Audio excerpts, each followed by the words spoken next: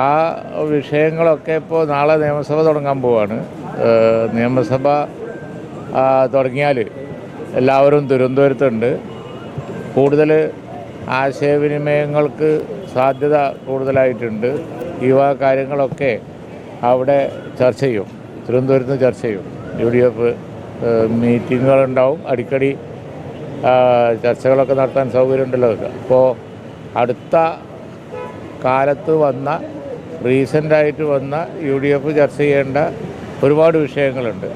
ഉദാഹരണമായിട്ട് വനനിയമം വളരെ ഗൗരവത്തിലുള്ള ഒരു വിഷയമാണ്. അതുപോലെയുള്ള UDFും പ്രക്ഷോഭത്തിലാണ് അതിൽ.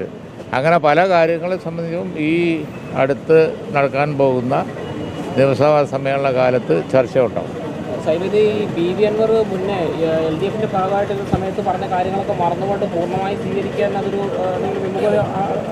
ഉണ്ടോ കാര്യങ്ങൾ? അല്ല, അതെ, അതിപ്പോൾ ഈ അടുത്ത കാലത്തുണ്ടായ സംഭവവികാസങ്ങൾ അടുത്ത തെരഞ്ഞെടുപ്പിലേക്ക് പോകുമ്പോൾ ചർച്ച ചെയ്യേണ്ട പല വിഷയങ്ങളുണ്ട്. അതിൽ ഒന്നാണിപ്പോൾ നിങ്ങൾ ചോദിക്കുന്ന വിഷയം. അത്തരത്തിലുള്ള കാര്യങ്ങളെക്കുറിച്ചൊക്കെ തുടർ ചർച്ച ഉണ്ടാവും എന്ന് നിങ്ങൾക്ക് പറയാം.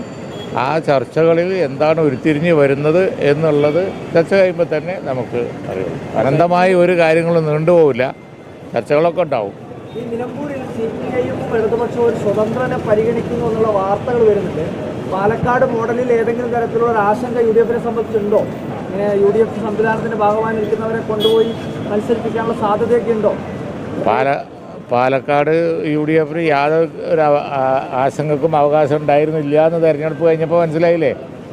അദ്ദേഹം 3ാം സ്ഥാനത്തേക്ക് പോയില്ലേ?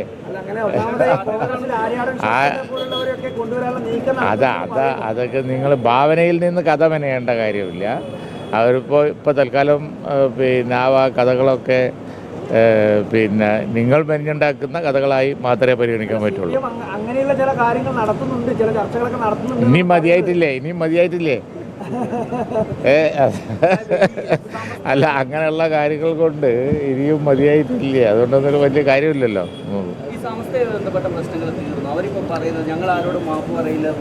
അല്ല, അത് ഇന്നലെ ആ കാര്യം ഇന്നലെ പറഞ്ഞതാണ്. ഇനി കേട്ട് അവസാനം നാട്ടുകാർക്ക് പിടിക്കൂല. അതുകൊണ്ട് ഇനി ഇന്നലെ പൂർണ്ണമായ ഒരു